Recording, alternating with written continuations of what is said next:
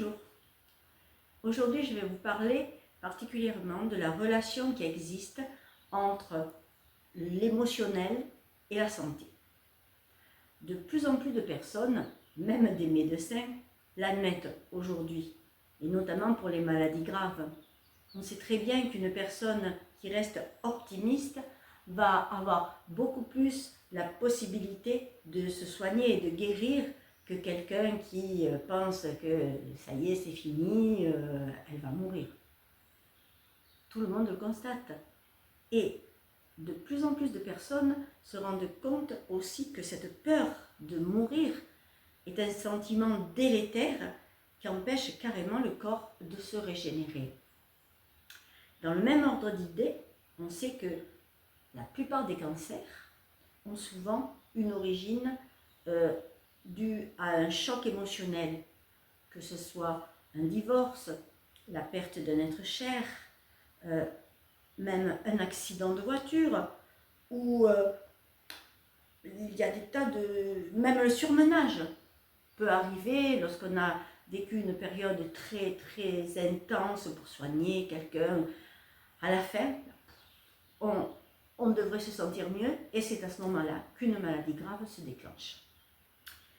Donc, on constate ça chez nous, chez les humains, mais on le constate aussi même chez les animaux. Moi, j'avais une chienne, une belle berger allemand, qui a généré un cancer des mamelles foudroyant. Elle est morte en 6 mois, après que son fils, qui vivait avec elle depuis toujours, est mort, lui, d'un accident. Et donc, elle a été tellement triste, perturbée par le décès de son fils, qu'elle s'est laissée non seulement aller à déprimer, mais elle a généré un cancer des mamelles. C'est vraiment symptomatique. Donc, il n'y a rien d'étonnant à ce que cela soit la même chose pour nous. Et lorsqu'on se penche sur ça, on s'aperçoit aussi que souvent, on ne s'en aperçoit pas. Mais si vous remémorez un petit peu une période, par exemple, où vous avez vous-même eu une maladie ou une période très difficile sur le plan de la santé, bien souvent, elle suivait un choc émotionnel. Réfléchissez-y, je suis sûre que vous allez vous en apercevoir. Mais là, on parle de maladies graves, mais même les maladies beaucoup moins graves sont souvent dues à des problèmes émotionnels, de stress, d'angoisse, et ça va sur énormément de maladies. Les maladies de peau, on le sait, hein, c'est souvent dû à ce genre de choses. Mais il y a d'autres maladies, notamment les maladies les problèmes gastriques, les problèmes de l'estomac et les problèmes intestinaux. Les 3/4 du temps, ils réagissent à un problème nerveux, une petite contrariété, même si c'est un petit problème léger, eh bien, parfois notre cerveau dit « mais c'est pas grave, ne t'inquiète pas ». Mais notre corps, lui, va réagir autrement. Et vous allez générer une bonne petite crise de diarrhée ou des remontées gastriques. Et pourtant, vous relativisez, vous dites « mais non, c'était pas grave ce que j'avais ». Mais votre corps, lui, il fait ce qu'il veut. Et on sait maintenant même les problèmes cardiaques, comme les palpitations, les battements en surnuméraire, viennent aussi de problèmes nerveux. Et on découvre à peine depuis quelque temps la relation énorme sur notre organisme qu'a le nerf vague. Le nerf vague qui finalement joue aussi bien sur notre cerveau, notre cœur, notre intestin et la plupart des éléments de notre corps. Donc la liste ne fait que s'agrandir au fur et à mesure du temps. Pourquoi? Parce que nous vivons d'une manière qui est complètement incongrue.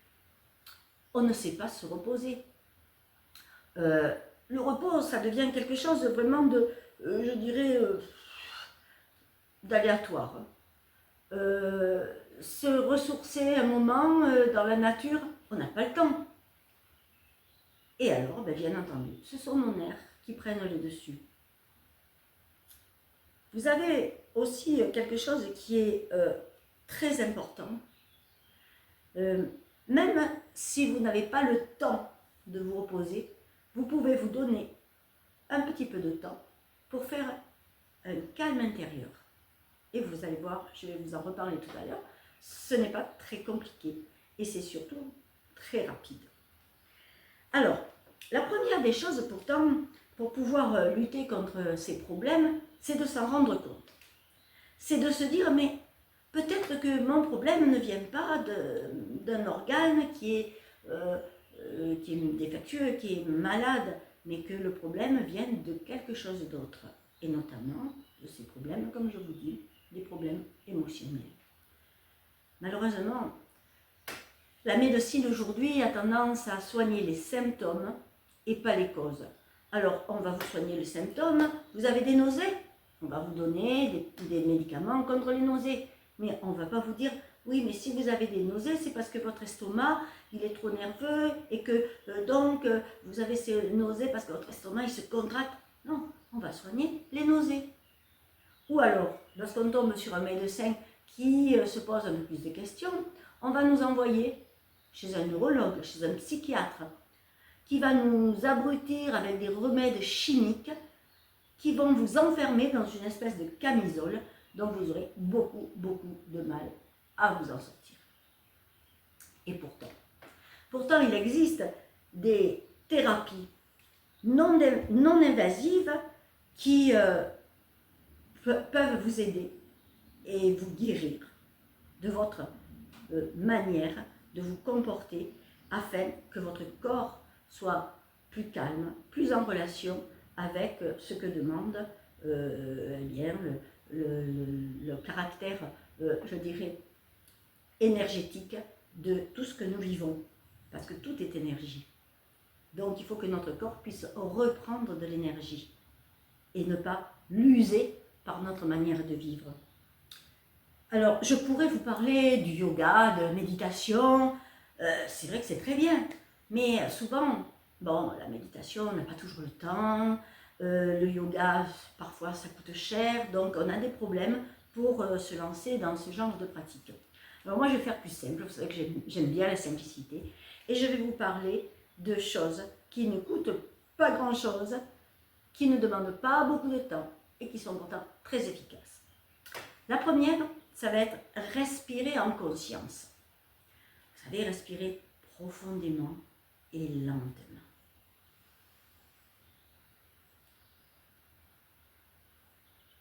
Une minute, en faisant vraiment attention, imaginons notre air qui rentre dans nos poumons et qui en sort. Qui rentre et qui sort le plus lentement possible. Pas beaucoup, une minute, 2 à 3 fois par jour, au moins 2 fois, si c'est possible 4. Mais cette petite minute va vous faire un bien fantastique. Vous allez vous sentir tout d'un coup plus calme. Vous allez sentir du bien-être en vous.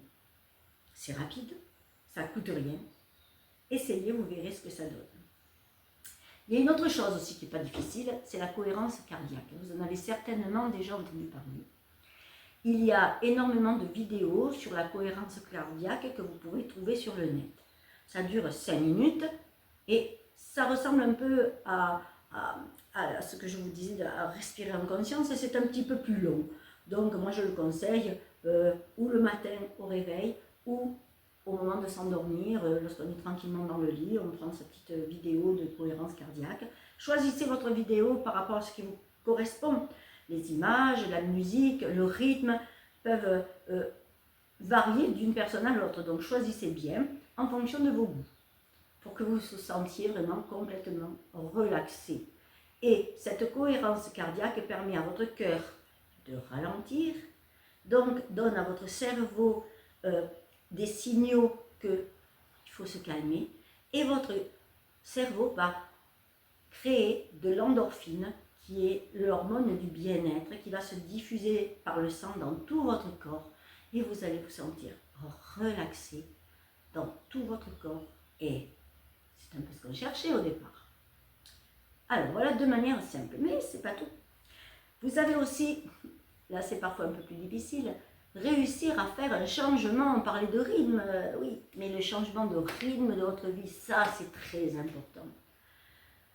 Avec la vie que nous menons, nous ne prenons pas le temps de nous relaxer. Et pourtant, il suffit de pas grand-chose, ne serait-ce que de se mettre devant la télé ou un ordinateur et de regarder une vidéo avec des images douces, calmantes, le temps que vous avez. Après, alors le luxe, ça serait de pouvoir, au moins le week-end, aller se promener dans la nature, se mettre en contact avec l'énergie des arbres, l'énergie de la terre, aller en haut d'une montagne, regarder la vue devant vous, c'est tellement beau, c'est tellement apaisant. Vous allongez sur une plage, écoutez les bruits des vagues, c'est une chanson qui est magnifique et qui détend tout votre corps. Alors ça, je vous le conseille, bien sûr, le plus souvent possible. Et on a tous un petit coin de nature où on peut aller pas très loin de chez nous. Et puis, on va venir à ma spécialité, on peut utiliser des préparations à base de plantes. Alors vous pouvez déjà les acheter en pharmacie si vous n'avez pas eu l'occasion ou le temps de les faire vous-même. Des teintures mères, il en existe maintenant facilement en pharmacie. Mais le mieux, c'est quand même de les faire soi-même. Donc, il y a des tas de plantes qui peuvent aider sur le plan justement du stress, de l'angoisse, de la nervosité en général. Je vais vous en donner une liste un peu plus tard. Et il y a quand même quelque chose que je veux vous préciser. Moi, je préconise souvent de faire des teintures mères et de faire des cures de teintures mères dans ce cas-là, d'au moins 1 à 2 mois, à raison de 25 à 30 gouttes entre 2 et 4 fois par jour, suivant votre état. Si vraiment vous vous sentez très angoissé ou très énervé, en plein stress, vous pouvez aller jusqu'à 4 fois par jour. Et puis après, vous diminuez, mais il faut continuer au moins 1 mois pour que ça fasse vraiment un effet en profondeur. Parce que c'est là la différence avec un médicament chimique. C'est que là, vous allez soigner le fond de votre maladie, la racine. Et il faut du temps. Donc, prenez un petit peu de temps. Après, on peut prendre des tisanes aussi, ou en complément du traitement par teinture mère, ou après, lorsque vous avez arrêté votre cure, vous pouvez continuer en prenant des tisanes, les mêmes en gros que ce que vous avez pris, ou d'autres qui font à peu près le même effet. Et je vous dirai, il y a une liste tout à l'heure qui est assez intéressante. Alors, on me pose souvent la question, mais et les huiles essentielles? Alors moi, je n'aime pas trop, je les utilise parfois, parce que parfois ça peut être efficace, mais je n'aime pas trop le système. Premièrement parce que ça demande une quantité phénoménale de végétaux pour un tout petit peu d'huile. Ça coûte cher et ben, on ne peut pas la faire soi-même. Alors que la teinture mère, vous pouvez vraiment la faire vous-même. Vous pouvez aller sur ma chaîne YouTube Ève, les images parlent, et vous aurez plusieurs vidéos qui pourront vous expliquer comment on peut faire des teintures mères ou des macérats huileux d'une manière très très simple. C'est fait en 2 minutes. Après, bon, c'est vrai qu'il a fallu d'abord cueillir les plantes, mais c'est un plaisir, ça fait partie du traitement, du changement de rythme. Et après, il faut attendre 3 semaines. C'est pour ça que je vous dis parfois, c'est intéressant d'aller en acheter en pharmacie. Vous l'avez tout de suite, bien sûr. Et ça vous donne le temps de fabriquer vos teintures mères que vous pourrez utiliser ultérieurement. Alors, qu'est-ce que j'ai oublié de vous dire? Écoutez, je vais vous donner la liste des teintures mères ou des plantes que vous pouvez utiliser. Moi, mon préféré, c'est les feuilles de figuier. Alors, je dis bien les feuilles. On peut utiliser les bourgeons de figuier, c'est encore mieux, mais le temps des bourgeons dure très peu. Par contre, en pharmacie, vous allez plutôt trouver justement le macérat de bourgeons de figuier, et c'est excellent. Mais avec les feuilles, surtout dans les régions où il y a des figuiers, malheureusement c'est pas de partout, mais on peut les utiliser sur une longue période, et c'est vraiment très intéressant, et c'est même bon en tisane. Après, vous avez les fleurs de lavande. On connaît souvent le parfum de la lavande, mais on ne sait pas que c'est une excellente plante pour apaiser. Donc, fleurs de lavande. Vous avez aussi les fleurs et les feuilles d'aubépine. Là, c'est la saison. En ce moment-là, l'aubépine est fleurie. Et si les fleurs sont passées, vous pouvez toujours utiliser les feuilles qui ont à peu près les mêmes qualités. Vous avez le basilic. Si vous ne le faites pas pousser vous-même, vous pouvez aller en acheter parce qu'il en faut quand même un bon paquet. Vous allez acheter dans un magasin bio, et là c'est vraiment facile, vous n'avez même pas à aller le cueillir, vous faites votre teinture mère et en plus c'est excellent, en tisane aussi. L'estragon, même chose. La mélisse aussi, ça a le même côté apaisant et ce sont toutes les trois là, le basilic, l'estragon et la mélisse, c'est excellent en tisane. Les fleurs d'oranger, aussi ça ne pousse pas de partout. Le tilleul, aussi, même problème, la période est assez courte. Les fleurs de houblon. Alors, là, les fleurs de houblon, c'est à la fin de l'été que vous en aurez, suivant les régions. Mais en teinture mère, c'est très bien. Mais il ne faut pas avoir des problèmes avec l'amertume, parce que c'est vraiment très amer. Et je ne vous le conseille pas du tout en tisane. Les fleurs de millepertuis. Alors là, il faut un peu les connaître. Donc, il faut aller les cueillir avec quelqu'un qui s'y connaît un petit peu. Mais c'est aussi très bien. Le népétal, alors chez nous on appelle ça la menthe sauvage et il en pousse de partout, en voiture on roule dessus et il y a les odeurs de menthe qui montent, c'est un régal. On ne sait pas que c'est aussi excellent pour plein de choses, mais notamment pour apaiser. Et puis, alors quelque chose qui va vous étonner mais c'est un peu tard, là maintenant c'est les fleurs de lilas. Les fleurs de lilas c'est excellent pour la nervosité et le stress. Et encore une autre chose qui va vous étonner, les feuilles, cette fois, pas les fleurs, les feuilles de mimosa. Et oui, c'est excellent, si vous habitez dans une région où il y a des mimosas, c'est excellent pour en faire des teintures mères.